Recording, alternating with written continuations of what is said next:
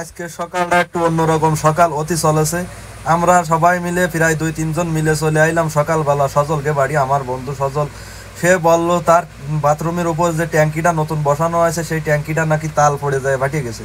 আসলে সেইটা দেখার উদ্দেশ্য করেই আমি এই মই বাইয়ে বাইয়ে সজলকে সেই নতুন বাথরুমের পরে উঠে আসলাম এবং একটু দেখার চেষ্টা করলাম যে কোন জায়গায় যে ফাটিয়ে গেছে। তা আমি কোনো জায়গায় ফাটা ফুটা খুঁজে পাইনি। আদৌ সজল আমাকে ডপ দিল কি মিথ্যে কথা কয়ে এই যে কি কিছু একটা বুঝলো, আমরা আর বুঝতে পারলাম না। আসলে ট্যাঙ্কির ফাটা আমরা খুঁজে পাইনি, যদিও সজল বলছে যে ট্যাঙ্কিটা ফাটে গেছে।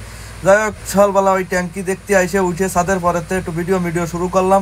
তারপর ট্যাঙ্কি দেওয়ার পরে এই বাসই ভাই আবার একটু নামতে চেষ্টা করলাম এবং এই নামিয়েও যাচ্ছিলাম। তাই ভাবলাম যে ক্যামেরাটা চালু রাই, তোমরা একটু দেখতে পারবা না গ্রামের দিকে এরকম বাসই ভাই কিরকম উপরে উঠতে হয়, ছাদের পরে ঠরে যাতে হয়। পরে এই নিচেতে ডাক দিলো দীপু যে চল এই জায়গা সময় ক্ষপন করা যাবে না, বাগানের দিকে চল, কড়া বার দেখতে হবে, মন্দিরই বাস লাগবে।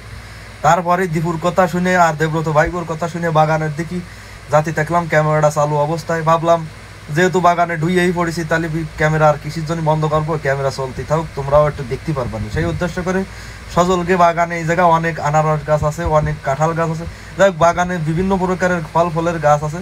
তোমরা এই যে দেখতে পাচ্ছ, তোমাকে দেখানোর জন্য আর কি ক্যামেরাটা চালু রাখছি। এই বাগানে আসলে মোটামুটি এই বর্ষার সময় যে সময় যে এই সিজনই বর্ষাকাল, এই সিজনের এই বর্ষাকালের সময় যখন বাগানে অতিরিক্ত বৃষ্টি হয় তখন এই মশার উপদ্রব বাড়ে যায়। তাই যারা বাগানে কাজকর্ম করতে আসবা তারা একটু সাবধান থাকবা। আমরা হাইটে যাচ্ছিলাম তাই আমাকে পিছনে বনের ঘুরে বেড়াচ্ছিল মশা।